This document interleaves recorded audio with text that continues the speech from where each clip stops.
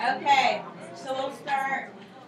This is crazy because half of this class is people who I know from past semesters, and then the other half work in my lab. So it's like a lot of familiar faces. What are you doing here? I'm reading the abstract. And people just hanging out. Okay.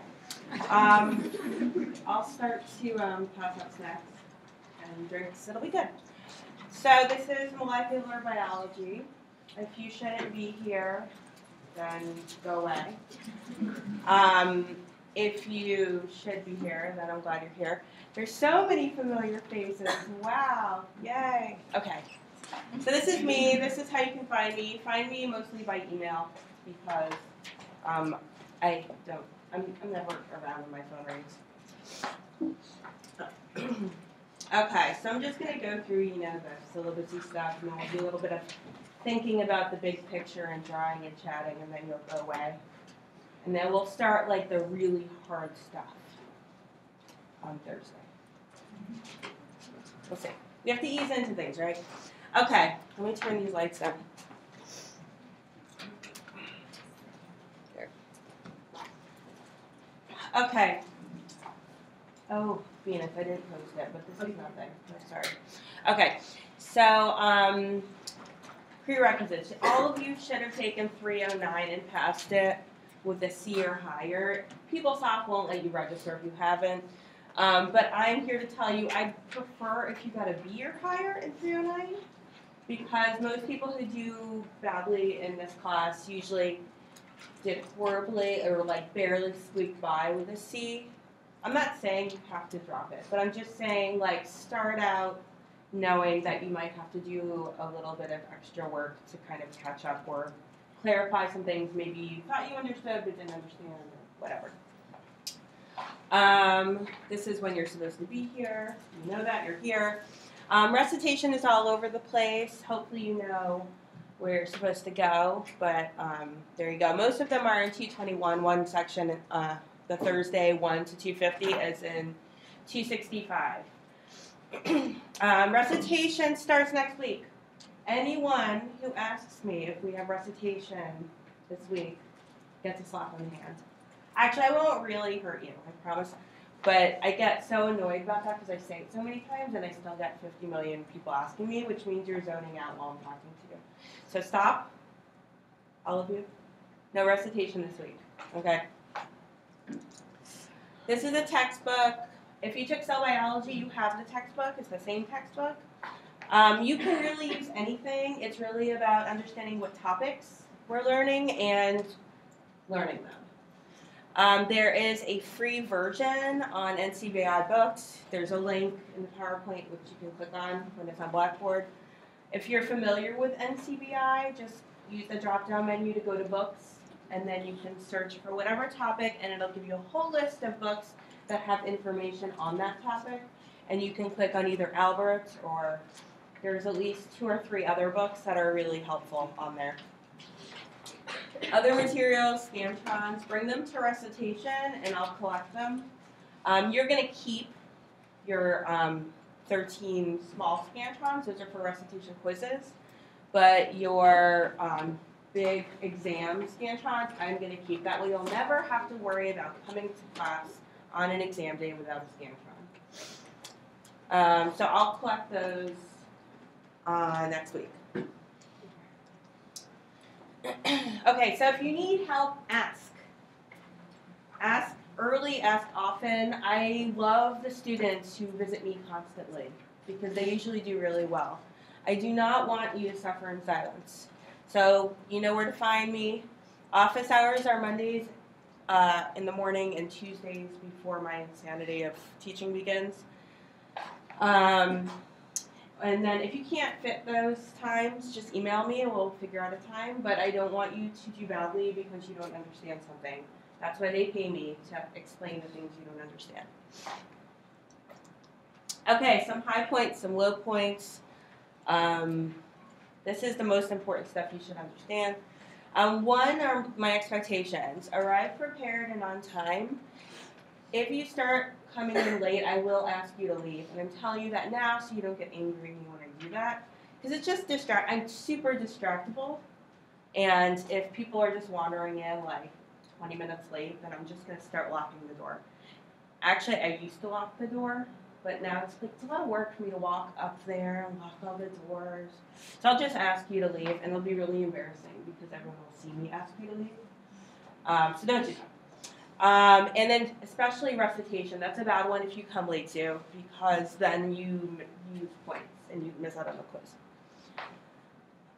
So come on time.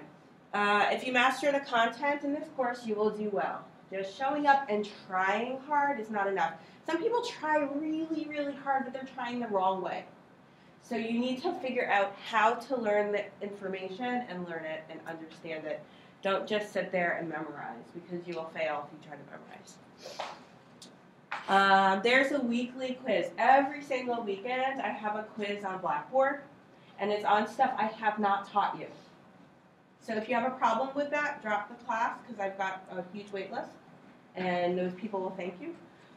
People always complain. They're like, I hate that there's quizzes on stuff I haven't learned yet. Well, it's an open book quiz, and I tell you to work with your friends. So it's really not that bad, and altogether it adds up to be an exam. Like it's 100 points that you can get that way. So it's great because it's basically what you're going to have to learn the following week. So you'll have gone through it, you'll have read the information, and then when I teach it to you, you'll already kind of be familiar with it, which will make it easier. But you have to be okay with the fact that I'm making you teach yourself a little bit. That's kind of what college is, isn't it? So the quiz essentially is a study guide. So I don't hand out study guides, but if along the way you copy all the questions on the quiz, just copy it into a Word document, you'll have a study guide, because these are the things that I thought were important enough to make questions for the quiz, so they're things that you should know for an exam. And you're using the quiz to guide your reading. So you are not going to sit down and read a whole chapter and then take the quiz. What you're going to do is you're going to sit there with a quiz on your laptop and your textbook, or another window open on your laptop, and you're going to go back and forth. And okay, I asked you something about chromatin modifications, something like that. Then you're going to go through it and you're going to read that section out of the textbook, think about it, and then choose the best answer. So like I said, the total quiz value for all the quizzes through the whole semester is the equivalent of an exam.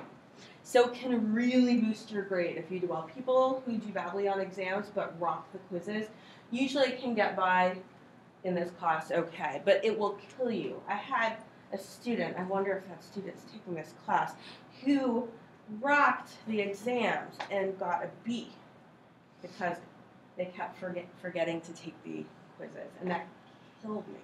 And it was just because they were forgetting. So don't forget, none of you. Set reminders on your phone right away. Recorded lectures will be on YouTube. I record every lecture, and so it's a screen capture thing, so you actually get the PowerPoint and my voice, which I can't stand to hear it. So, and if you're ever listening to it in the hallway, I'm gonna cringe as I walk by you. So that's really helpful. Usually about 50% of the class stops coming because of that. I'm okay with that. I like small class sizes. So the rest of us, we hang out, we have fun. But I encourage you to still come because there are a lot of benefits to coming to class. One, you're motivated. You're not like the week before an exam trying to watch 20 lectures or something like that. And two, I give out extra credit in class, which if you're not here, you won't know about. You might hear about it a week later when you listen to the YouTube. Lecture notes are posted after class. Actually, they're not. They will be posted within like 5 minutes of class starting because a student has requested that. So you can thank them. And there's an oral exam option. What that means is if you are the kind of person who doesn't take tests well, you have horrible test anxiety, whatever, but you're good at like just sitting and chatting about material, then you should see me because you can replace one in-class exam with an oral exam. Only one. You are not required to take an oral exam. It's just that I've seen students who've done really badly on the in-class exams do really well on those, and it increases their grade. So see me. Usually you have to contact me like a week before the exam just to schedule it with me. That was a whole lot. Okay, so how do I do well in this class? Well, this is how you would calculate your grade. I know that's what students love to do. This is in the syllabus also. So really, how do you do well? So it really has to do with putting in the time. So I stole this from Matt Hem. Who knows Dr. Hem? Isn't he a nice man? We like him. He's nice. So he let me steal this from him. And this is basically what he put together with how much time it takes to study for an exam. And kind of breaks it down into how you should go about studying. And I think it's pretty smart because it kind of gives you an idea of how many hours you really need to put in. So let's say the exam is on Friday, you would start studying the week before. And you would just start with reading through and copying over notes and stuff like that. And then basically the next few days, you would go through your study guide that you created. Well, you would create a study guide and you would go through that study guide over and over again, trying to understand the different topics. And you would label them as I know it or I don't know it. And hopefully as the days go on, your knowledge would increase.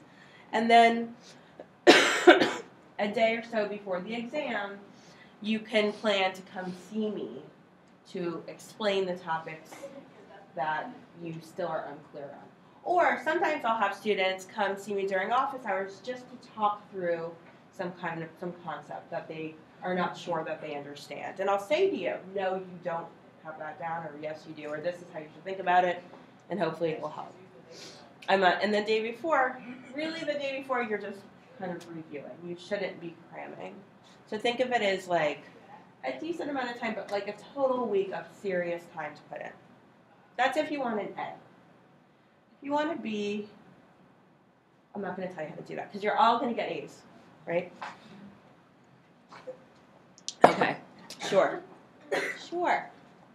Okay, don't study alone. Whatever you do, don't study alone. I think it's dangerous, especially late at night.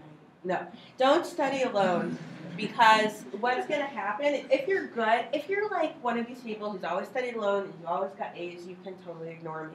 But if you're one of these people who studies alone and is always getting C's or lower, probably one of the problems is that you have some gaps in your knowledge, and somewhere along the way you've kind of squeezed by with C's, and what happens is you just keep kind of like studying in this inefficient way and studying things so you don't understand them well. But if you study with someone else, hopefully somebody who's doing well, then they can help you to think about something differently, or maybe clarify something that you didn't understand so well. And also, when you talk back and forth about something, or you have to explain something to someone else, then it really tests how well you know something. So if you can explain a concept to someone else, then you understand it well enough to do well on my exam. And if you're struggling and you're studying alone, you will continue to struggle. It's not going to change. Now, I personally used to get super anxious when I would study with other people, because I'd start freaking out. Like, I'd be like, oh my god, they know everything, I don't know anything. So I got that. So usually what I say is study by yourself for 5 days, and then in the last day or so, meet up with a friend that's getting an A, and then talk over the different things. And then you won't feel so bad, hopefully. Okay. So hopefully you don't need any extra credit, but people always want to know what they can do for extra credit. So I provide a lot of opportunities. One, you can present a paper in class. You have to approve the paper with me first. You meet with me, we chat about it, you tell me what you want to talk about. It needs to be something that is new, something that just came out within the last year or so, relevant to something that we're learning now, and in a high-impact journal. And I give you a list of what high-impact journals are. So, like, the Foreign Journal of Dermatology, not a high-impact journal. Science, Nature, Cell, PNAS, high-impact journals.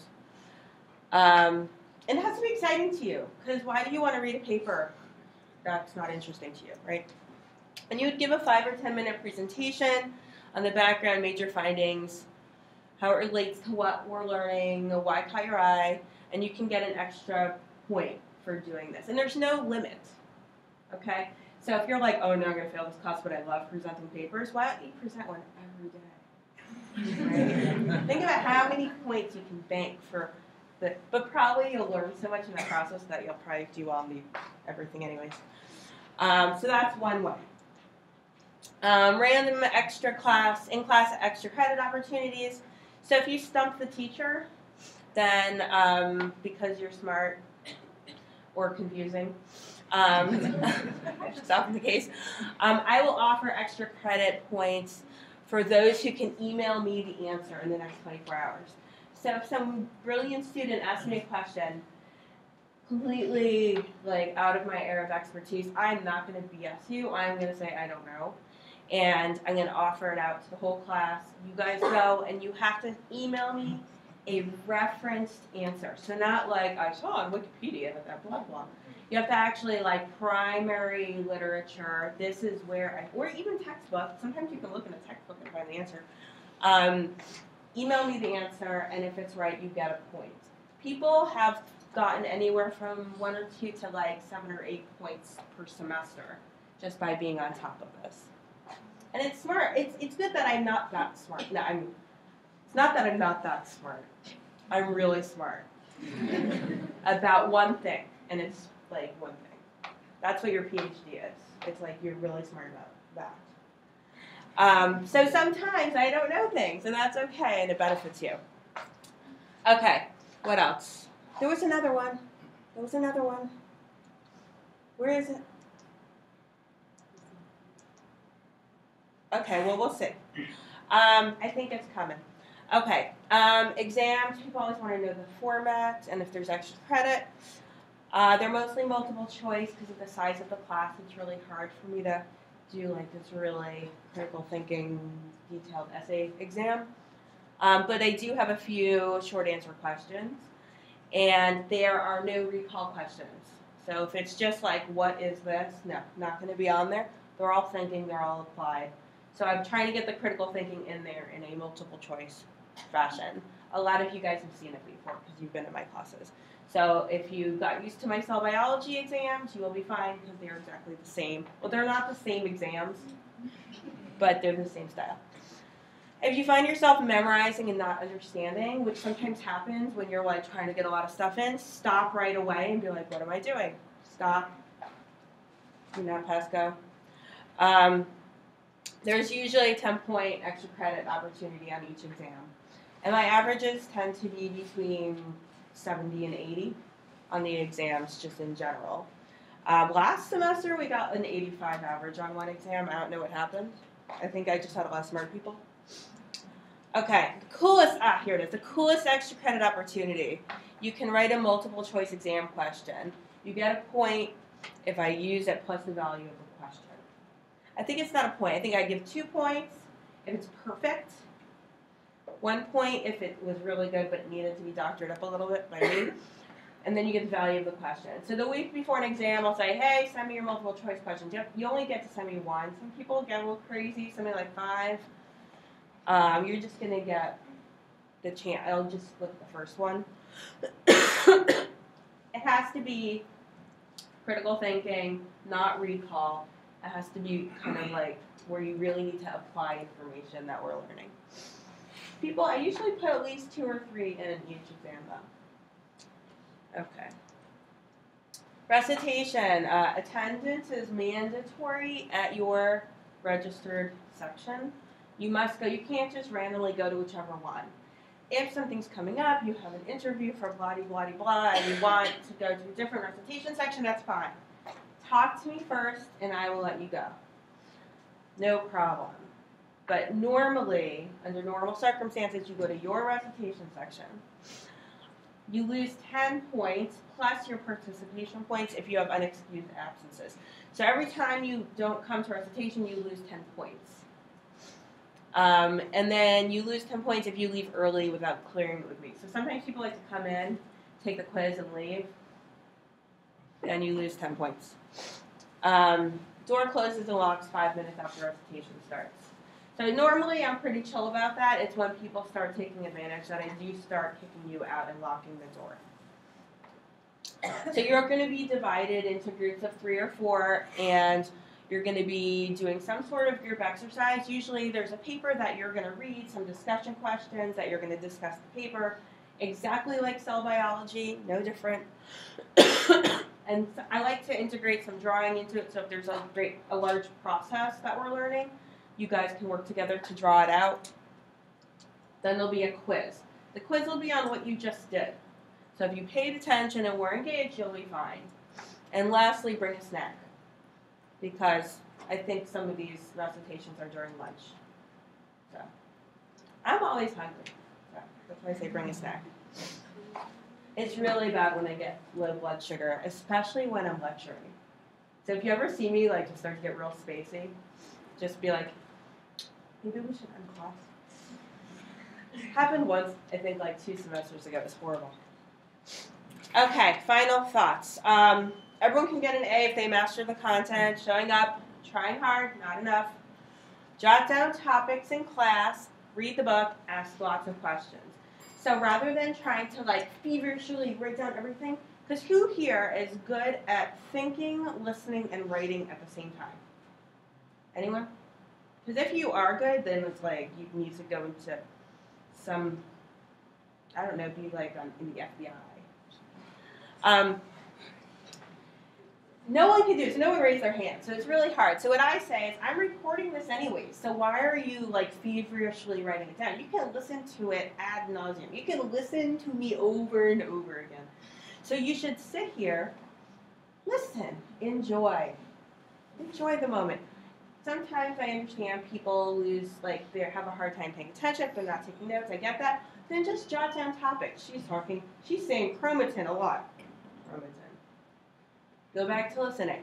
Don't feel the need to like write every single thing down. People don't want to let that go. I have people visiting me halfway through the semester, and I'm like, "Are you taking notes?" And they're like, "Stop taking notes." So you can do whatever you want, but I'm just saying, follow the study plan and work together. Okay, so people trying to add the class. I know there's a handful of people. See me after class. I'll take your name, email, ID.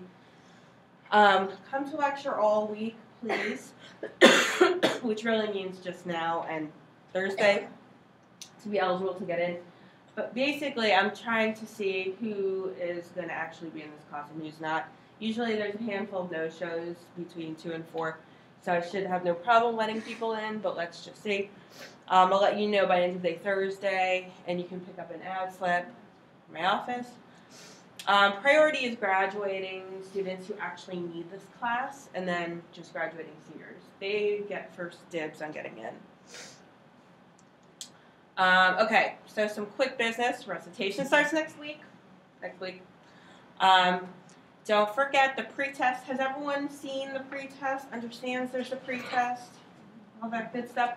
That is due 5 p.m. Friday. Don't forget about it. And then don't forget that the weekly quiz begins this Friday. Okay? Yes? For the quizzes, like, could be like, do some and then, go back. Yeah. So the pretest is all in one sitting because I just want to see your knowledge. But the quizzes, you can start and stop all weekend. Yeah. Is the pretest time? The pretest, 1 hour. I So think, 1 hour. I believe is timed. Because I really just want to see 1 hour for 10 questions. So I really just want to see your knowledge, but normally it's not timed. Take as long as you want between Friday and Sunday. Okay, any other questions? Okay. So really quickly, I want to take attendance, and this is so horrible, and I'm sorry I even have to do it. I really hate everything about taking attendance. Oh no, where is it?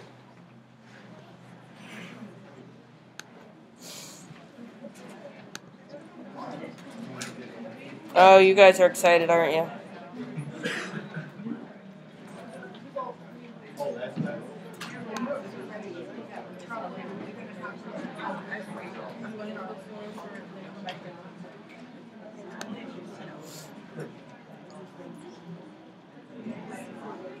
Okay, it's a necessary evil. I'm so sorry. And I'm sorry for those of you who are going to listen to this again on YouTube. You get to relive attendance.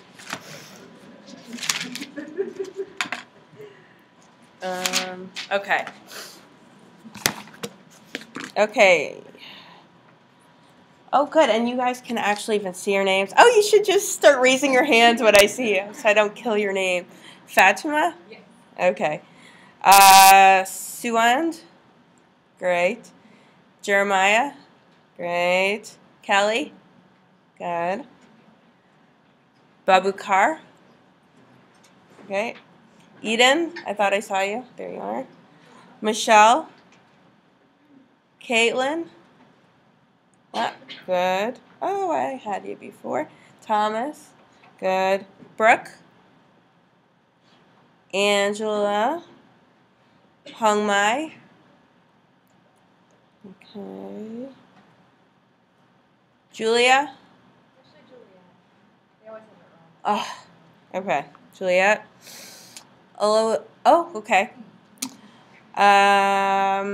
Tyler. Good. Me. I'm here. Lavina. Okay. Tamar. Is it Tamar? Tammy. Ashley. Eric. Zachariah. Caitlin. Oh, no, I got an email from her. Shira. Timothy. Oh, saw you. Sarah. Good. We're getting there, guys. Only 2 more pages. Shahzad. Farzana. Oh, Fran. Yeah, I know you. Candace. Jeffrey. Emily. Shannon. Mackenzie. Shauna. Kimberly. Farheen. Robert. Bueller. I love that we still get laughs from that. Okay, so there's no Robert Ishakis.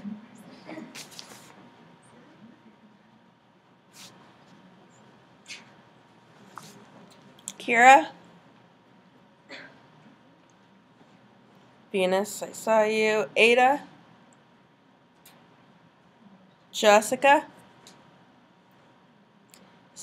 Stephen. Laura, I thought I saw you. Paige. Catherine. Esther, I saw you when I came in. There you go. Jessica. Oh, raise them high. Okay. Tammy. Olubunmi. Okay, you're going to have to give me. So, Olu, are you Nigerian? Olu is like a very common beginning, right? Yeah. Okay. Anyways. So another Olu. Chukwuka. Oh, yeah. Okay.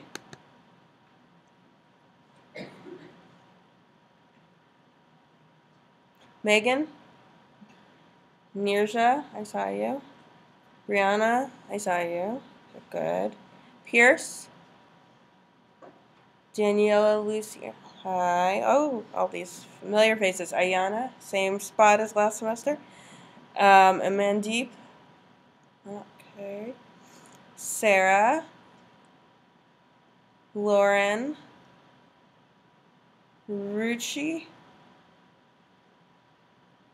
Do I see you? Ruchi? No.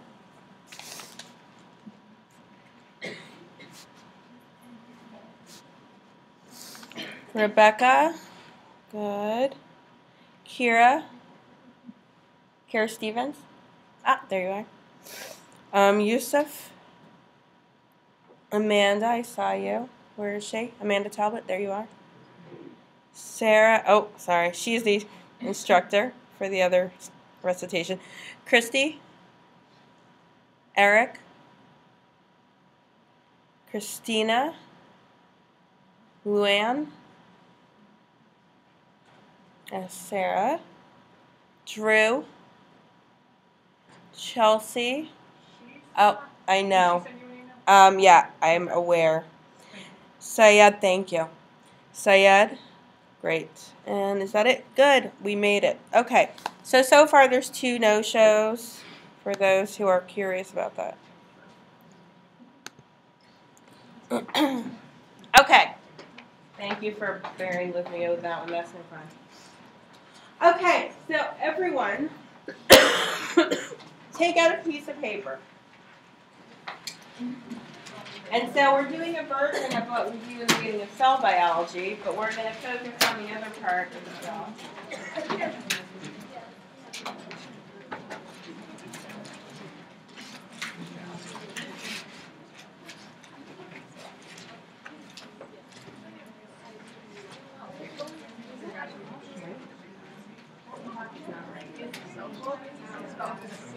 It's an hour past. I'm going to be so confused until I fix that. Okay, someone tell me when it's time to go home. Okay.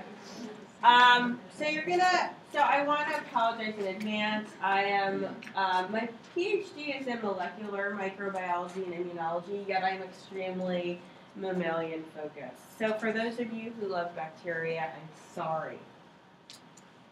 Your peeps are getting the shaft in this class.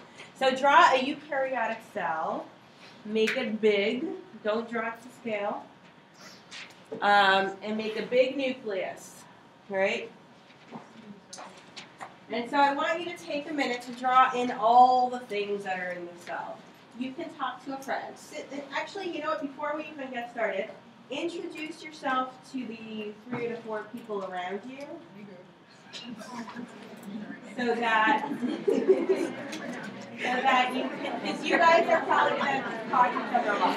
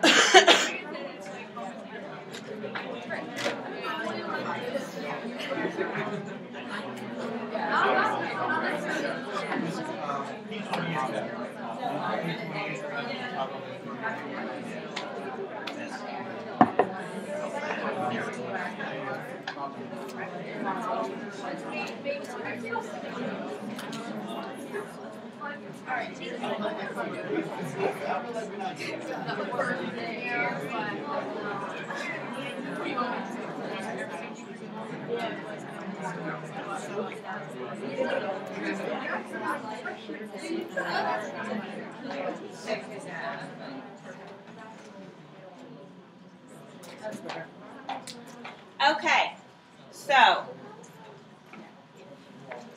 there's my cell. There's my nucleus. Okay, is that accurate? Sure. It's like a donut. Okay, so what did I ask? To draw all the cell components. So what did we draw in the cell? Someone, yeah. New person. Smoothie R? Rough and smoothie R. Okay, where did we draw it?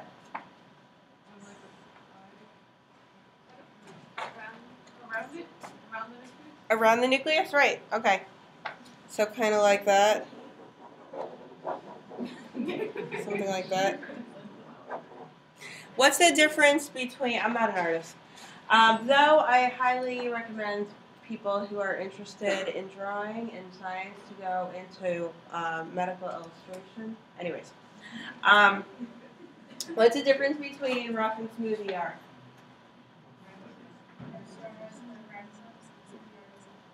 Right, so rough ER has ribosomes, right. And what's happening, what's happening with those ribosomes in the ER? Huh? Is it Translation, right, translation of what? What gets translated? We're starting down here. RNA gets translated and it becomes what? Protein. Okay, so right, translation. Proteins into the ER, and those proteins that are getting translated into the ER are destined for where? Golgi, and then plasma membrane or cell, right, right. So that's the secretory pathway, that's what we learned in cell biology. Okay, so what else is in the, cell? Microtubules. Okay, well those are like everywhere depending on where we are in cell cycle, right? Everywhere. And in reality, where are they starting? Where are they organized? Centrosome, which is like there. So they're kind of coming out there. Right. Okay. Microtubules. What else did we draw? Okay, well, let's go back. Microtubules, what do they do? They form mitotic spindle during mitosis. What else do they do? Cell shape. What else? Cell cell movement of things in the cell, perhaps. Yep. Yeah, so whenever you've got vesicles moving, organelles moving, they're moving along microtubules. It's like a train track. Yep, we did that in cell biology. What else is in the cell? Yes. Lysosome. Okay. And I'm just going to make one for kicks, but you know there's more than one. What is the lysosome and what's its job? Acidic compartment, disposal of things. Okay, yep. So what lives in the lysosome? What kind of proteins work? Acid hydrolysis, all these enzymes that help to degrade things. Exactly. Okay. What else is in the cell? Yep. Mitochondria. And that's kind of like that, but then there's that. But then there's like these kind of things there. Okay. What's the mitochondria? Someone has to say powerhouse of the cell. Sorry. Right? Okay, electron transport, ATP. Yep. What else? What else happens in the mitochondria?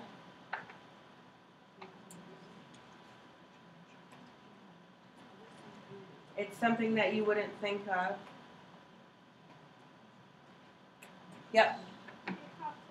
Apoptosis. Very good. Right. So it's the intrinsic pathway of apoptosis. Right. Okay. Right. Cytochrome C release. Exactly. Okay. What else did you draw in your cell? What am I missing? Yes. Proteasome, right? So that is one of my favorite things in the cell. There are many, many proteasomes. They look like trash cans. They're like barrels, right? But there's a ton of them. Tons. What did proteasomes do? Chocolate recycles, like the old proteins or anything that you want to do, and misfold it. Okay, so they degrade proteins. Yeah. So proteasomes are like, well, ubiquitin and proteasomes are like my thing. So I have to take a moment for the ubiquitin and the proteasomes just to tell you a few things. One is, yes, they're involved in degrading proteins that are misfolded, but they're also involved in purposefully degrading proteins to turn off different cellular processes. Cell cycle is completely regulated by purposeful degradation of proteins. So, not just the trash can. We'll get to that later. What else? What else is in the cell? Yep. Nucleolus. Where is that? Nucleus. In the nucleus. Okay, so that's like kind of like a region in the nucleus. And what's happening there? Makes ribosomes. Okay. So ribosomal RNA and assembly and what else?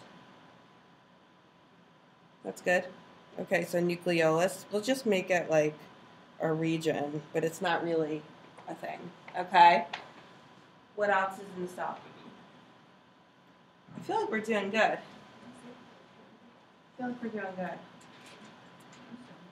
Chroma is DNA, right? Yep, chromosomes.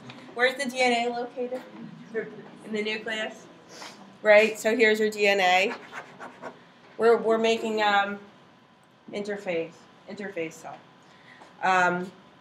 It's your DNA. Nucleolus. Right? Okay. What else? All these different porins and channels and stuff like that help to regulate movement of ions, water, all sorts of things, right? Okay, what else? Yep. Oh, now we're getting very serious, very specific. Receptors, yep. This cell is coated with all types of receptors. Yep, what do receptors do? They involved with signal transduction. They bind things on the outside and usually are involved with transmitting signals of some sort inside to affect gene expression or mostly a lot of gene expression or cytoskeletal or reorganization, right, with movement of cell. What else? Yep. Ribosomes, that's pretty important. Well, we did draw some on our rough ER, but where else might ribosomes be? Just free floating, right, in the cytosol, right? Because not every single protein goes through the ER Golgi secretory pathway. Good. What else? Yeah, so now we're getting into proteins. Yep. Golgi apparatus. Golgi, yes. We talked briefly about things going from the ER to Golgi, but you're right, Golgi. Okay, and so you go from ER to the Golgi to the plasma membrane out of the cell, right? What happens in the Golgi? Trimming of sugars, protein maturation, right? So a lot of the folding is happening in the ER, and if you can get out of the ER, then you go to the Golgi and you have these further modification. Yep. Okay, we're doing good. Okay. Okay. So what kind of things happen inside the nucleus?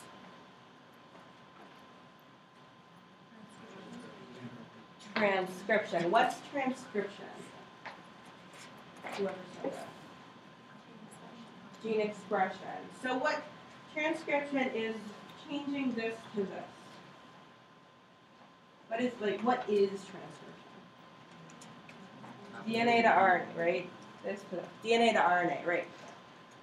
So what else? So DNA to RNA. What else happens in the nucleus? Replication, DNA replication. Yep. Yep. Huh? RNA transport, right? So RNA maturation, and then it gets transported out of the nucleus. Right.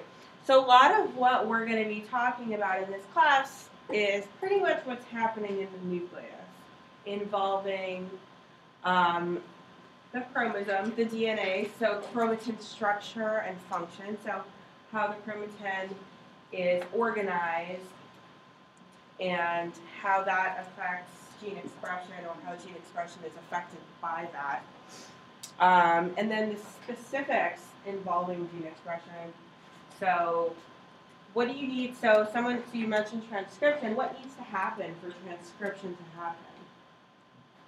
Do we just transcribe? Do we do like, we're going to replicate our DNA, then we transcribe all our DNA? Is that how it works? Right, we need transcription factors, right? Because transcription is really specific to whatever's going on in the cell. It's happening in response to whatever the cell needs at the time. Somewhere along the way, someone said to me, oh, how did I say this? I was talking about inducing gene expression in response to high blood sugar or something like that. And they said, oh, wow, so do you have to copy the DNA each time you do transcription? And I realized right then that somewhere between high school biology and now, someone thought, and this was a really good student, like a super A++ student, so this is why I showed the story. Someone said something in a way that made him think it went replication, transcription, translation, right? Because we always learn it that way, right? It's taught that way. And so if you're not thinking about it, you would think that you need to replicate your DNA, then you transcribe it, and then you make your proteins. But in actuality, that's not what happens, right? So there's actually no relationship between replication and transcription, right? Other than that involves DNA at some point, right? So this is like a public service announcement. Just that you should know that replication that happens during cell cycle is S phase, when you replicate your DNA and you're getting ready to distribute your genome to your daughter cell, right? That's what happens, right? Totally separate.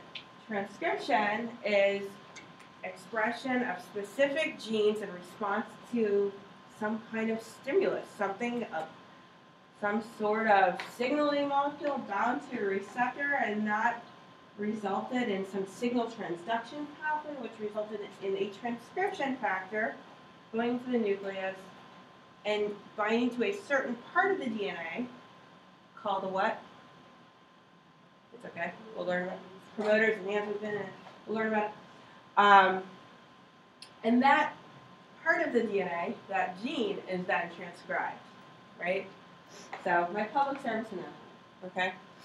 Okay, so transcription happens, it's specific, it involves transcription factors, right? Okay. So everything we just talked about, and we're going to go back to this right now. Make that go away. Make that go away.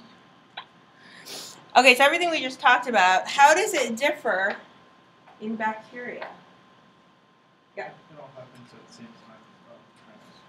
Transcription and translation happen. Right, so in bacteria, transcription and translation happen at the same time, right? What else is different in bacteria? Yeah.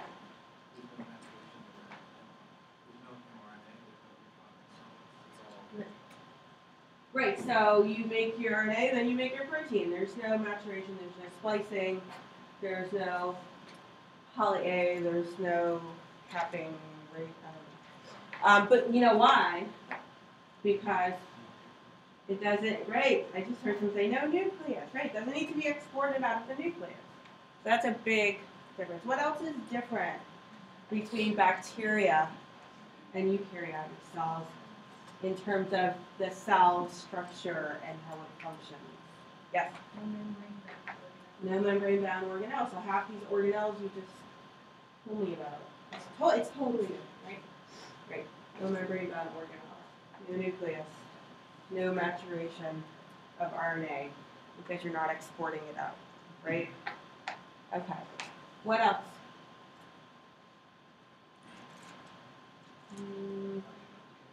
Huh?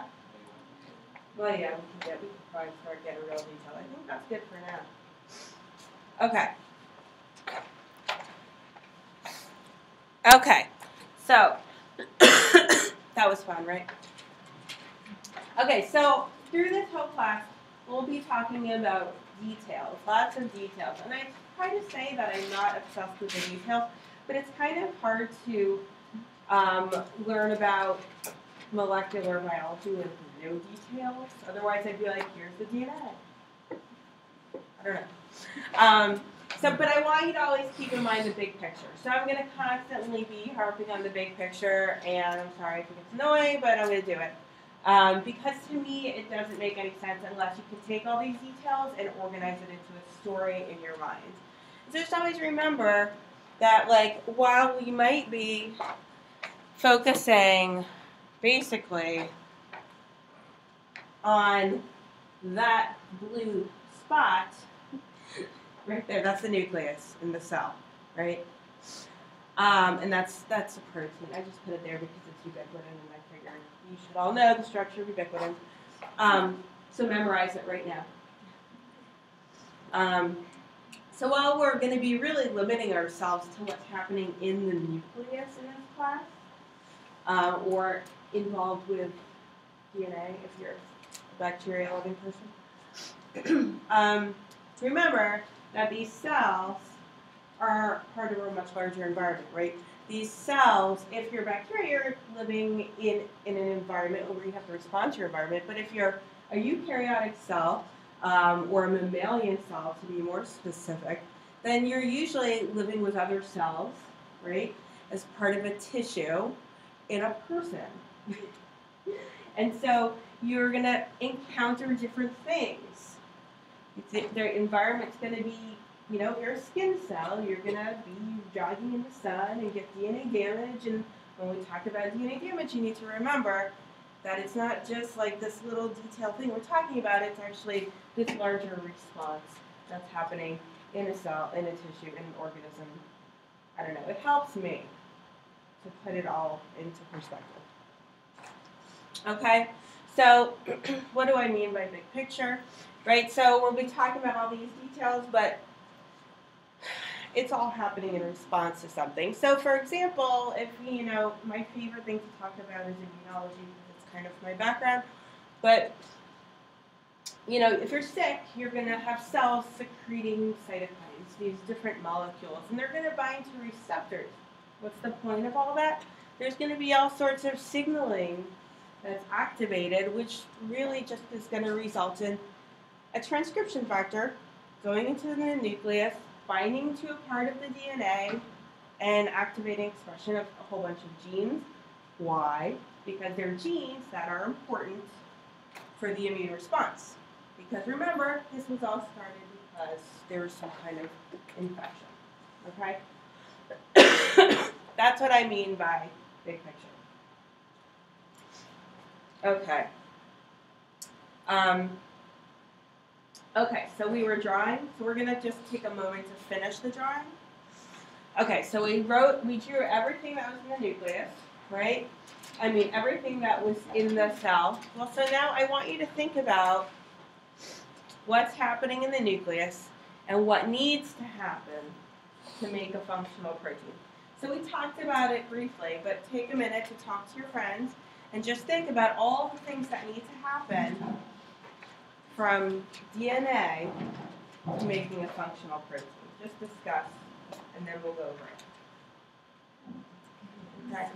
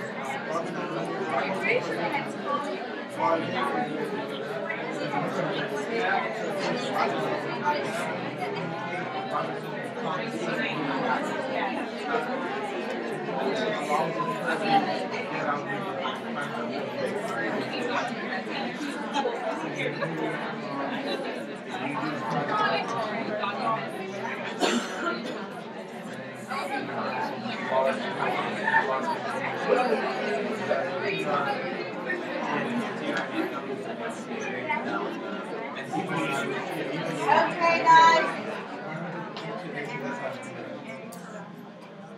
Okay, so often during class we'll do these kind of little breaks where you'll get to talk to someone and discuss a problem, and sometimes people get really into talking about it. Sometimes people just talk about what they're doing this weekend.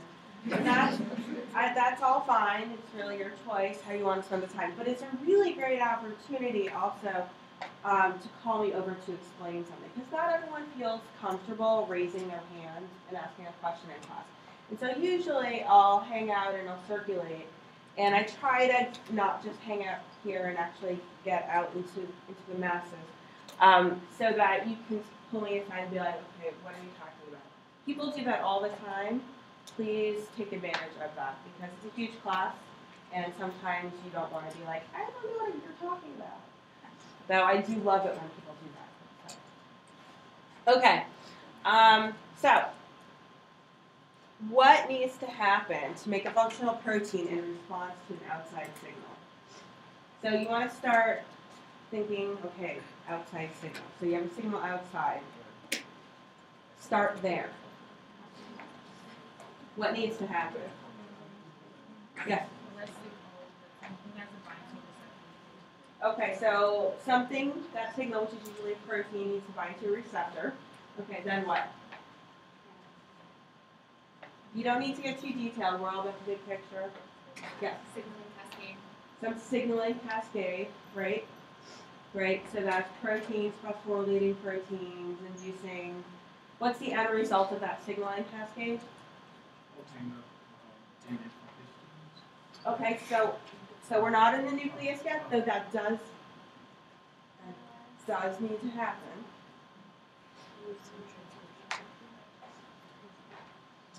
Transcription factor, where does it need to go? Into the nucleus. Okay, so transcription factor goes into the nucleus, and then what? Right to DNA transcription. Now, I just heard, what's your name again? Shaw. Huh? Shaw. Shaw. So Shaw just said, open up histones, right?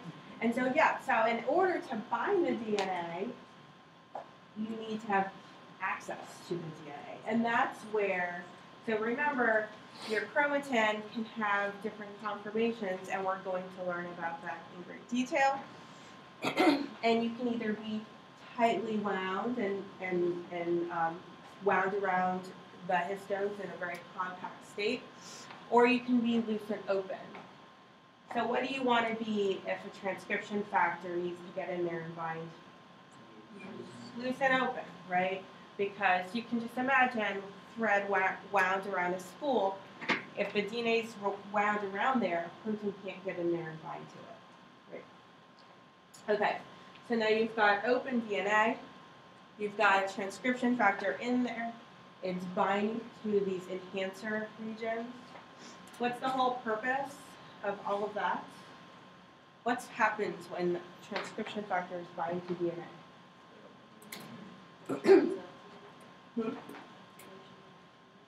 Activation. Well, okay, so you get activation, but what?